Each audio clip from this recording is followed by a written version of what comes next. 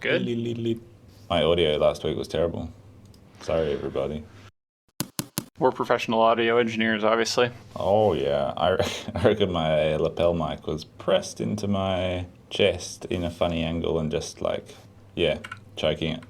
Choking you out. No, we worked it out. It was my AI cousins applying some audio cleanup a little too aggressively. If I can apologize on their non-sentient behalf, please and thank you. It's aggressive. 3, 2, 1. Ooh. It seemed really off, but I think it'll work.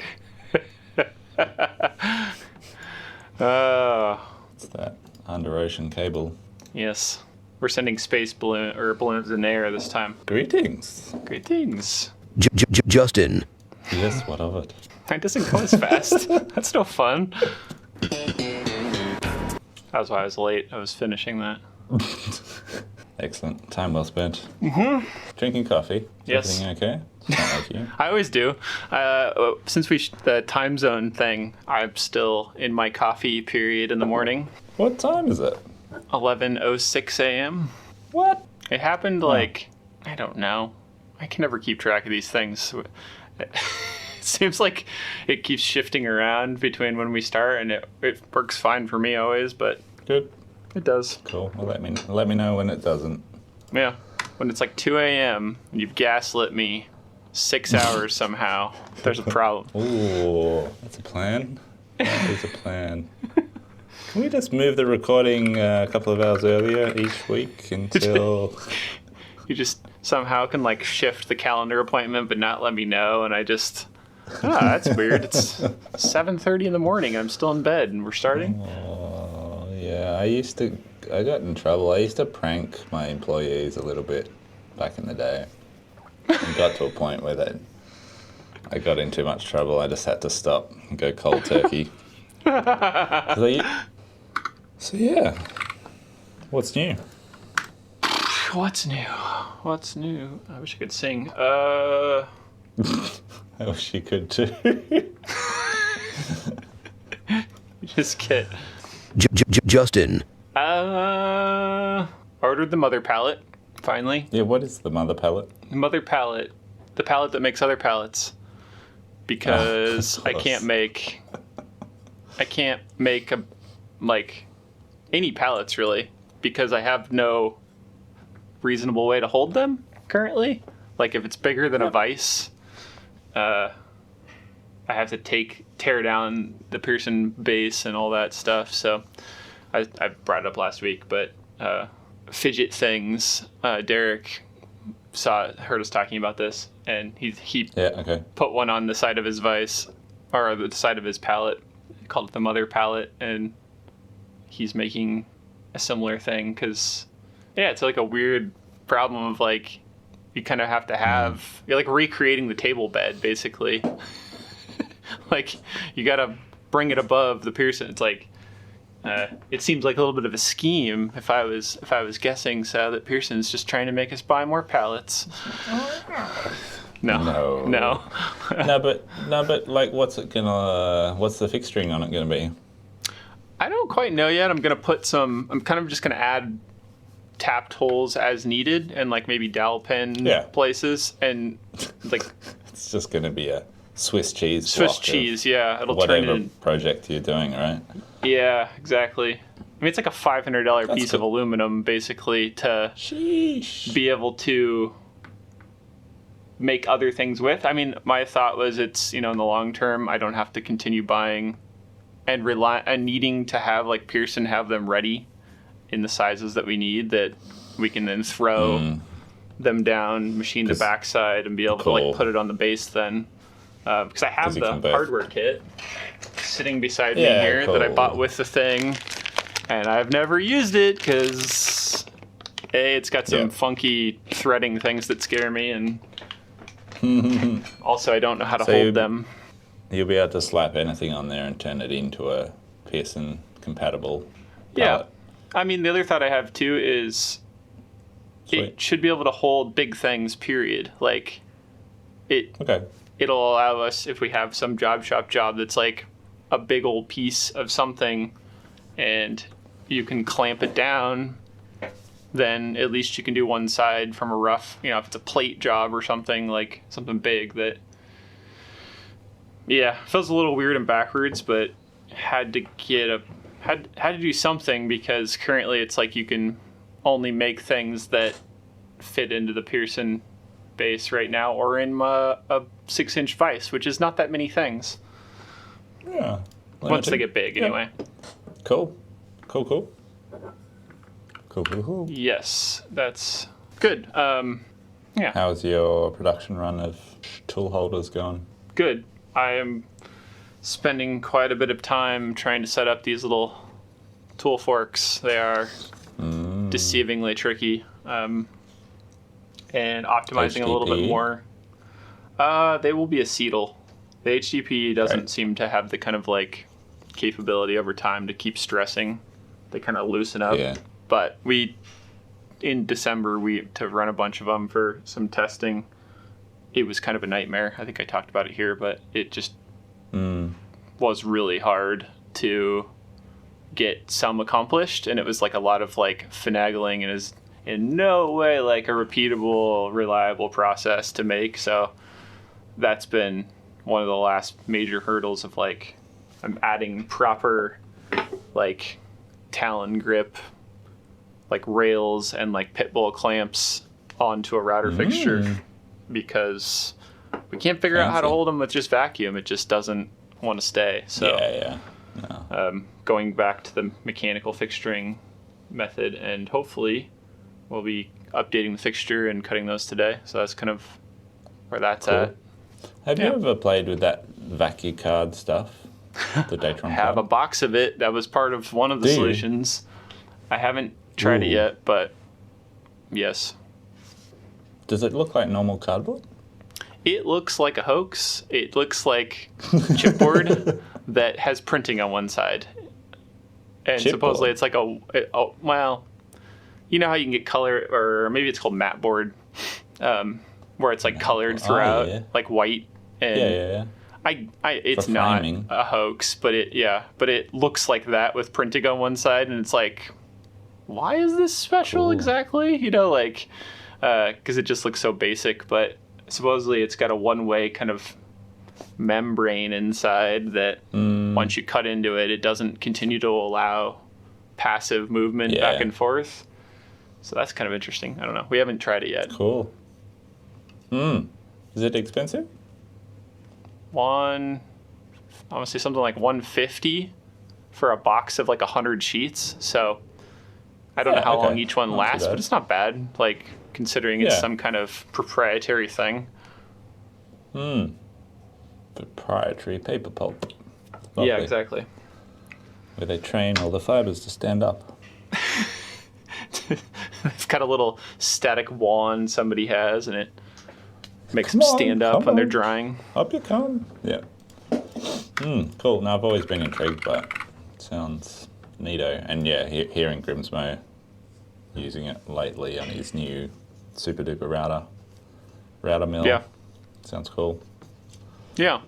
That company is pretty interesting in general. Just like they seem to have a different mentality than most about how they go about CNC things. Like, I love the little cube machines. Like Nick has it's an 8 something 8 M8. No, that's a fastener. I don't know what it's called. Mate.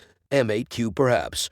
But it's like super fast plate work and vacuum holding, and uses ethanol for like coolant mist, which is just very interesting all the way around. They're very expensive, but incredibly fast. They got those tiny, cute little tool holders and like a little bread box that opens up to like put the tools away in. And Yeah, I like it.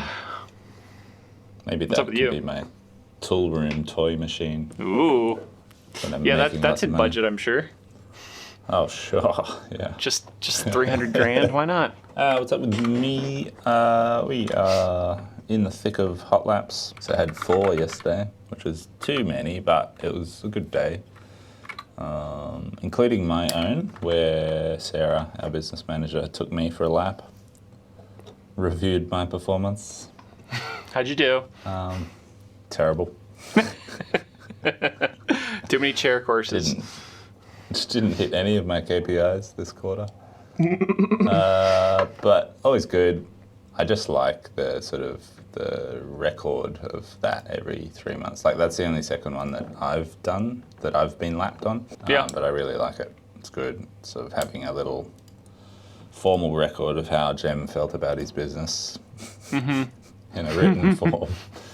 You gotta look back and go, oh, in February 2023, Jem was like, if I didn't own this business, I'd probably be looking for jobs. Yeah, I know that feeling. Been there. Yeah. So that was an interesting thing to explore, and I chatted to Sarah about lots of things. But one good thing that came out of it was chatting about how I have felt quite limited by how much sort of bureaucracy we've put around product development and product launches. Like the mega checklist, which I've mentioned, of like pre-launch checklist before a product goes live on the website. You need to be hitting all these things, spec drawings, weight, sizes for shipping, all the specs that need to roll out. And, you know, at risk of making excuses, I was chatting to her about that and the fact that I feel quite hamstrung by that when it comes to product dev. And she was just like, do your thing, just like make what you want to make and let the team deal with it. You know, come Monday morning when they find a new product online. So I was like, cool, thanks for noting that. That's been my take too, but I don't work with you every day. We would probably piss each other off in that way.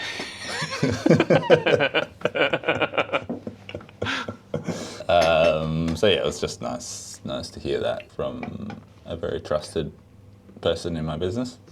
Oh, that's great. And yeah, sure, I have secret plans afoot to get some more time on the tools next week. We'll see how that goes. Meanwhile, things are chipping away.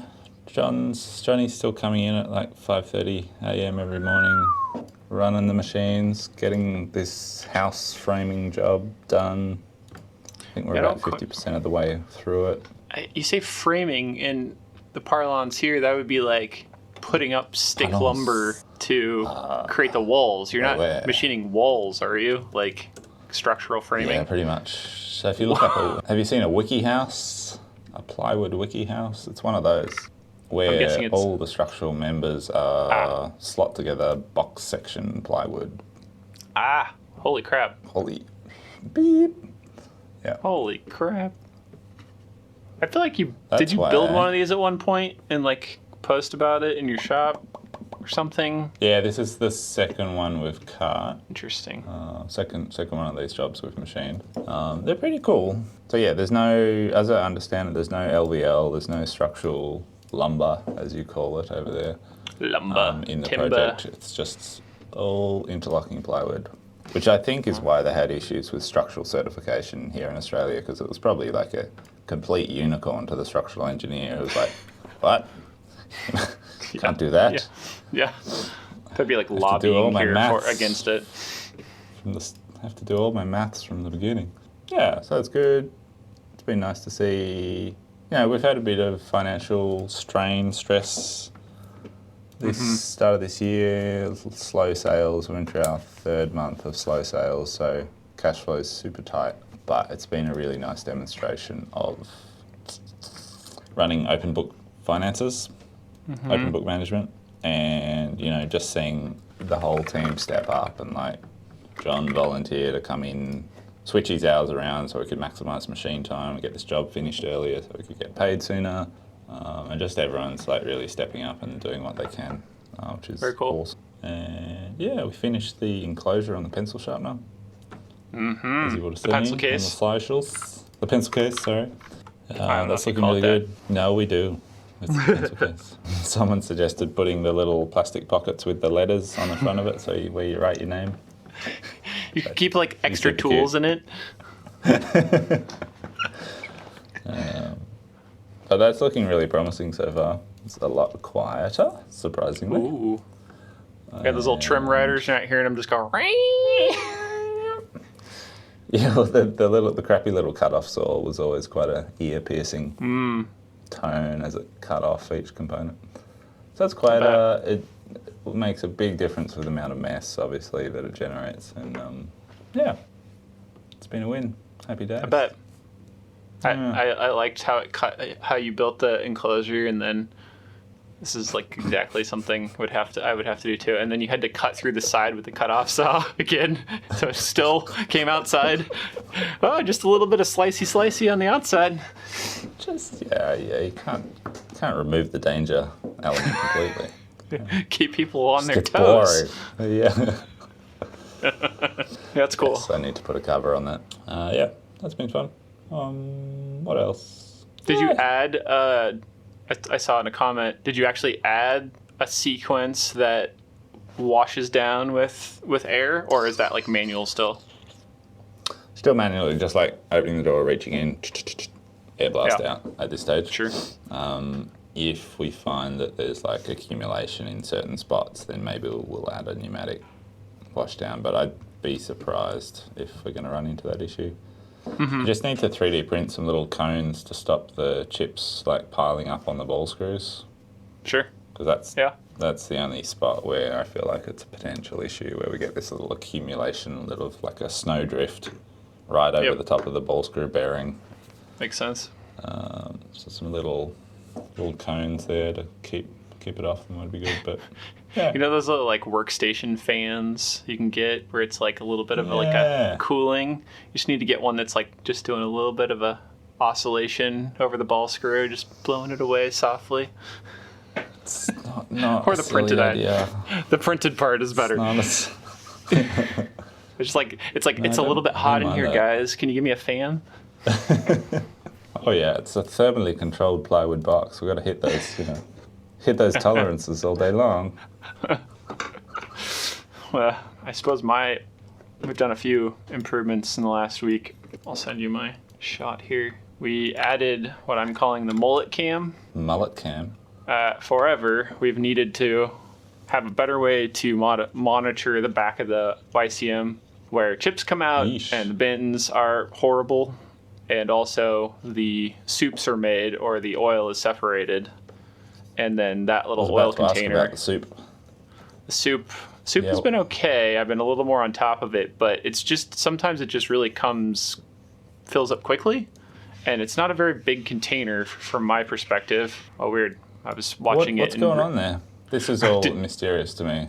Oh, sorry. What's the soup? It's the back of the mill. oh, yeah, where the coolant. pumps are. The coolant tanks.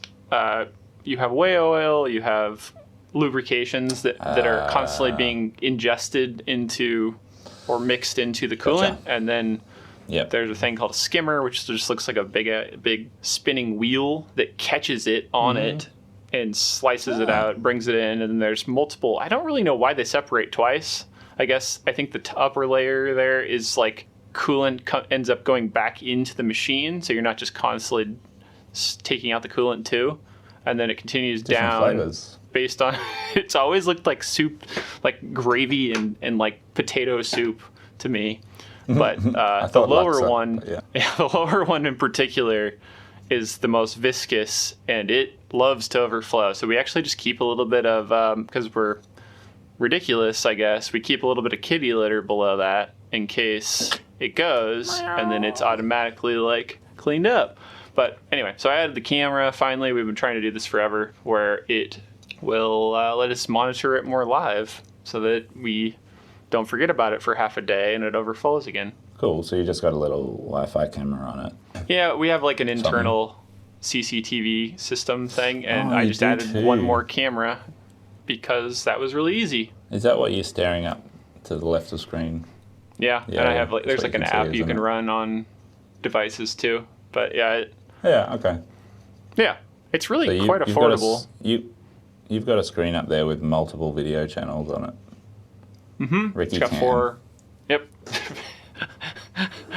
I actually can't most of the time see Ricky. I don't sit and watch him. It's This mostly week on showing. Ricky. Oh, this week on Ricky Cam. It's so creepy. It's mostly watching the machines actually, and then like our Sure. loading dock area when we get packages and stuff, so we can see and not miss stuff. It's very useful. You can also do things like watch when your mill crashes and have nightmares about watching that over and over again. Yes, lest we forget. Yeah, so that's been a nice little improvement. I don't know why I was kind of silly. I was trying to like go down this whole path of like backup cameras for like cars that had a built-in monitor to them, and they were like hundreds of that's our backup, dollars. right.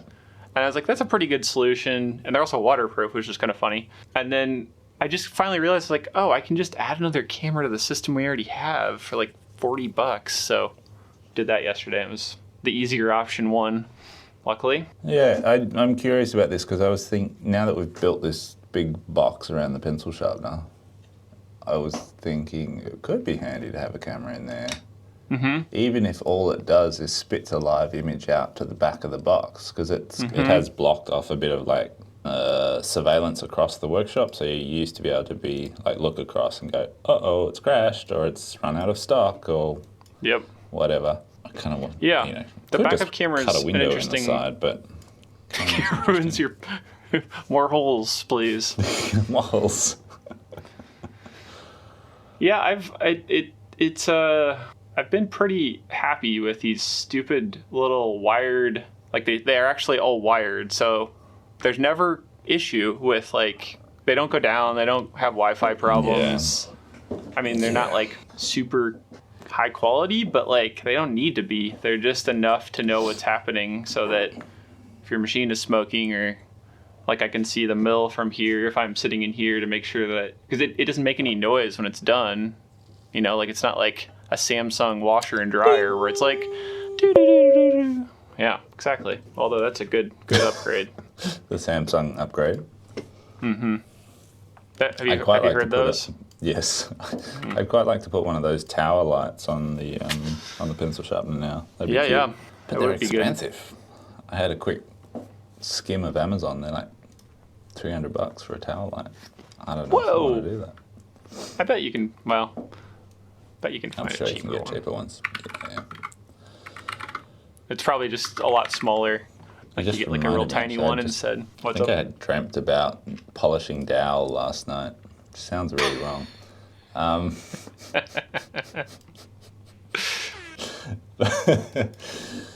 But I'm pretty sure it's all coming back to me now. I was like devising some new way to automatically oil and polish the dowel stock before it goes in the pencil sharpener. Or actually, no, after the parts of the After, machine, because yeah. at the moment we pre-finish the stock at the moment, which is fine. But we've got some leads in the hot dip wax space. Have I talked about hot dip waxing?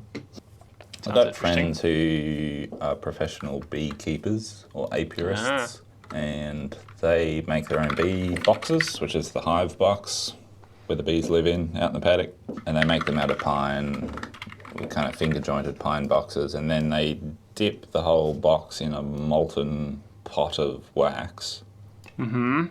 Super hot wax, and it, because of the heat, it just completely sucks into the grain of the timber and comes out, like, pull it out, put it on a drip tray, but it pretty much dries really flat, like there's no sort of wax buildup on the surface. Whoa, that's crazy. And I got them to put some Kitaparts dowels through their hot wax dipper, including the little like caps and feet and accessories, and it just looks like a really matte finish, like Yeah. it almost feels like there's nothing there, but it's got this like deep penetration of wax into the fibers of the timber. Huh. You think that like And, suffices for a finish, basically? That's what I'm thinking. And Interesting. the other benefit is that it pre-lubricates the threads. Aha. Yeah. Because at the moment we ship Kitaparts with a little pot of beeswax that the customer's supposed to like thread Wax balm, your a own bit of threads. lube, wax on, wax off, so that they don't squeak as you're doing them up. But this means Yeah. they're pretty much pre-lubed, which is cool. Anyway, it's also, I'm just super interested in it as a potential way of finishing all these fiddly little components. Yeah. Because at the moment we spray the feet and caps and hand oil the dowel on the lathe, but yeah, I'd love to sort of automate that a bit more. Yeah. So Now I yeah. want to see the pencil sharpener on like a platform So it passes it through below the case, and then the finishing happens with like a robot. It's like, and it just wax dips it, puts it in a bigger pencil case to ship it or to Just store like it. a robot gratuitously polishing dowel in the background just all day. It's just like...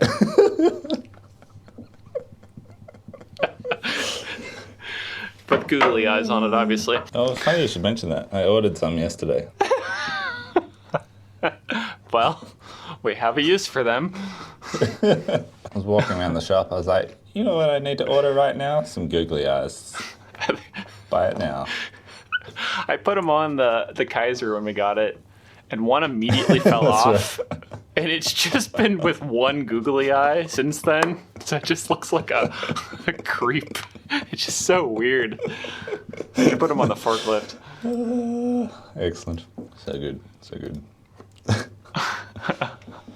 Rod polishing, Shopify, ChatGPT. I think it might be this time. What's new in Software Corner? For Corner, I was thinking about that recently, that we could have like recurring like sections of the show, like a real radio show. Top It's already news. happening, man. Yeah, that's true. Well, after rod polishing, we have Shopify. I logged in. They did their like big update, which felt like it came out of nowhere to me. I was not paying attention to that they were having hundreds of new features suddenly, What which is happened? kind of cool. I didn't even notice. Maybe it's not in Australia. I would imagine it is. If you Awesome. log in What? and in the upper corner, it says it's like different color, and it says Winter 23, and then 100 new updates. And I like Winter. clicked through. Yeah. Oh god, I got some big boxes outside. Just a second. Hello. Hello. Oh, got a couple boxes. Please hold, listeners, while Justin collects his big boxes. There's Justin with the big box. Thank you. Have a good one. Yep. It's coffee time. I always wonder how the delivery people, when they like see me with this setup, they're like, "Is he a streamer? Like, what's going on in there?" Just plays That games guy. all day. They just kind of like walk away like, They see the CNC milling simulator on your screen. They're like, "Whoa! I thought this was a real machine shop." Those are my hires. Shopify had Shopify. 100 product updates to help businesses and developers bird for the long term. And they've got this whole like landing page that I find to be a little overwhelming, but I have stumbled into some stuff. I was going to ask you and Jay, there's this new thing called content meta objects, which seems like if you take meta fields, but then turn them into objects, Yeah. I guess, and you can like use them in different places maybe. It's very Cool. extensive. But one of the things I stumbled into while updating a product the other day was they have this thing called, I put a screenshot in the images here, it's called AutoWrite, and I think it's like using AI to help you write product descriptions built into Shopify. Oh, no. Won't even need to know how to write anymore soon. Yeah. I did not try Yeah, it. what do you think? What's your hot take on all the rhetoric around don't use AI for copy because it's bad for SEO? Well, somebody I was talking to the other DK. day and was saying that I think we pretty much agreed that they're going to have to change the algorithms for like digesting and all this because it's so easy. You can basically automate creating articles or content or products that it's just going to get completely flooded and diluted to the point where like what is the important articles to read that weren't written by an AI? Like how do you justify whether they're real or not or if they're good? I suppose it's kind of the same where they have some system of like bounce rate and I don't even know. But I've got a few that are mostly written by AI because like I needed those pieces of content and I read through them and they look great and I was like, yep, that's Cool. great. They're still helpful to people. Yep. Yeah, totally. Yeah, I'm not too phased about it from an SEO perspective at this stage. When we're building out our new landing pages recently, we built out a little like a testimonial feature for our favorite custom client. Yeah. And I was like, oh, cool, I'll chat to him on Monday, we'll get a bit of testimonial copy, and I sent him the proof of the page with the photo of us and stuff, and then Jay just spat out a testimonial in Chappy. And, Chappy. Ooh, that's good. Chappy. Chatty. I'm sick of saying GPT. That's true. Jay spun up a testimonial in Chappy, and just populate it in the website. I was like, oh, that looks good. Did you get that out of our client? And they were like, no. No. Someone else wrote that. A client somewhere. But it's just stuck. And I ran it past. I had a meeting with that client a couple of days ago, and I pulled it up on screen. And they're like, "Oh yeah, that's pretty good. Let's just change these 2 words and leave it. That's good." I'm happy with that. Yeah, that's how I feel. Yeah, Yeah, I don't know. it's a good thing. I continue to find. Sign That's my secret to divulge is that last week I went to go use it and it was down or too busy, Yeah. and I was like, guess I'm spending $20 a month now, and I just immediately I'd considered it, thinking about it. I was like, I don't know, like and I need it, it's there, I haven't needed it when it's not, or like what's the exceptional benefit of paying for it? And I don't know. It's just, I think my thought is the way that I work through a lot of stuff, it's like in the moment I have an idea, and if I don't, it's not good for me in other ways. But, I like to just roll with things and get it figured out right in the moment. And if I have an idea or I want to solve something, I want to finish writing some type of email or something like that. And then I have to wait for up to an hour or half a day for it to come back. Like, it's worth $20 a month. Like, it's just not that much money in a business sense. So I started paying for it. And one quirk that I like about it is it's faster. It's not only available all the time. Spits out the responses quicker. It's called turbo mode, and it just answers faster. Yeah. So Cool. I don't know. I haven't regretted it by any means at this point. Great. Yeah, I've been thinking about it, whether we should get a business account, Pro Plus account for the business, given that quite a few of us are fiddling with it. I haven't tried it yet to give Ricky my login or something like that. Yeah. If we can concurrently use it for multiple people, but I'm guessing they're going to block that pretty quick just to kind of keep their revenue higher. Surely. But worth trying. Do you use Notion? No, I tried it forever ago, and No. You? Cool. No, I have no use for it. Jay has proposed it as a potential alternative to that Get Guru thing, because we haven't committed to a knowledge base home for our knowledge base yet. I don't know anything about it really. I looked at it and I was like, oh, it's just another list. It's like Tana or Workflowy, or it's just another one of these things, maybe slightly more connected than Workflowy. Yeah, But I think I would say it's got to be better than Workflowy, for better in a UI sense, and its extensibility of integrations, and it's definitely changed a lot since I played with it back when it was a beta, and was kind of I already have 5 things that do these things, and I found it to be it feels kind of like there's an inception capability of it to within a page you can make a page, and then in that page there could be a database, and you're like, wait, what? Where am I at?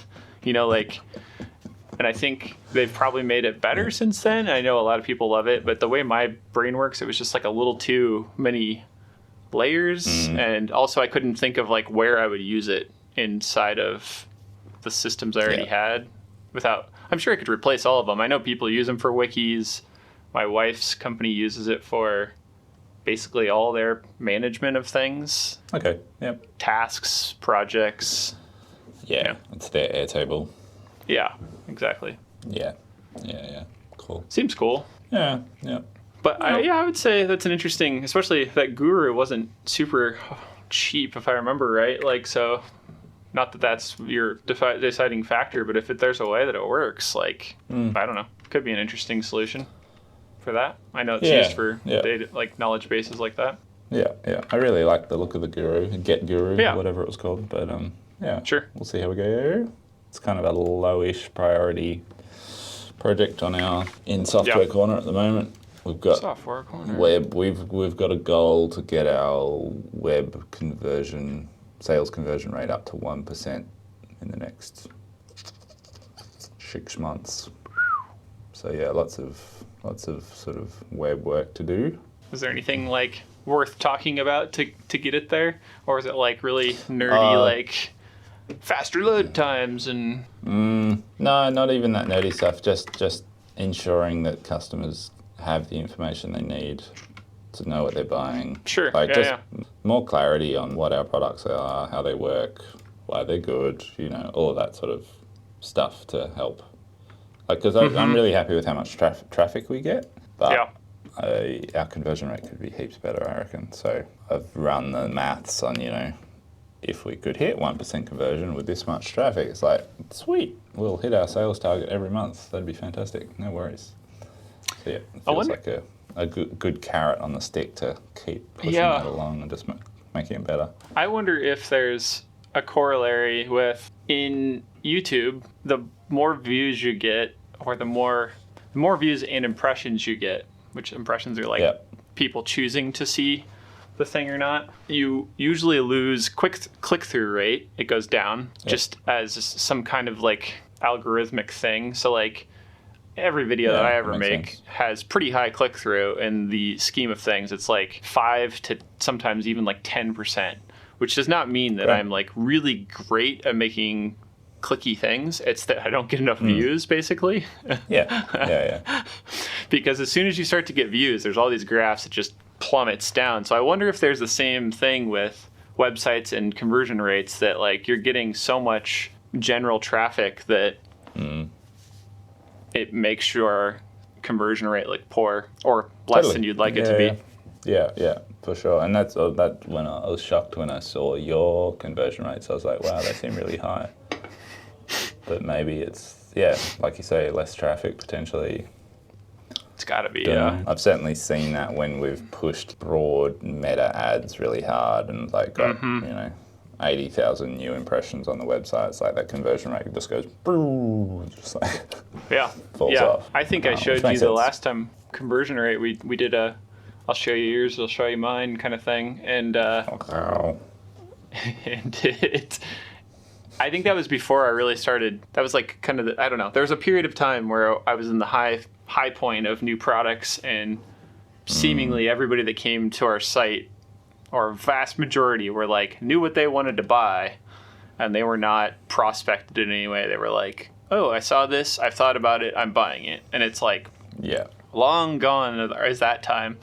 Like now it's like hopeful, less of that anyway. So it's definitely dropped a lot, I think. Do you ever look at the searches people do? I think we've talked about that on your site. I find that to be very entertaining. No, I don't look at that. I should. I have looked at it a couple of times in the past where I'm like, what products are people searching for that we don't have? And that can be informative. Yeah. But most of the time when I have looked at that, it's like, not making one of those anytime soon, sorry. Yeah. What am I not going to make? No cat palaces. I'm sorry, people. Yeah, these all seem fairly reasonable. They're not crazy by any means. There was a situation for a while where we had they were like brands of things that we definitely never sold. And it was just like people trying to find, it's almost like they like accidentally were searching our site instead of Google. Like, wow, these are not things we sell. Cool. Anything else? Yep. No. Need more coffee. I don't know what to do about this site. I figured, since this is where people would likely hear it, that we should probably try to find, since we're like an international audience of some sort, like when would this quarterly hangout actually happen? Because which time zone? Yeah. So I don't know. We can figure that out and like put a poll in or something, but I don't know. I don't know how to schedule that otherwise. Yeah, Instapoll? Sure. Or whatever. Maybe? Or something. Yeah, good thought. I don't know. We'll ask Chatty to do it. Chatty, what's the best time zone for Chappy? Yeah. Cool. There's somebody here Cool. at the moment. Hopefully Ricky takes care of that. Ricky's got it. Let's get him. Justin. Yep. Well, it should probably go. Did we ever end this episode? Did we? I think I pressed the button. Okay. Goodbye. We didn't just do that. We didn't say goodbye. Just cold closes. See ya. Have a good week. Yep. You too. Sorry, distracted. See you by soon. visitors. See ya. Bye. Bye.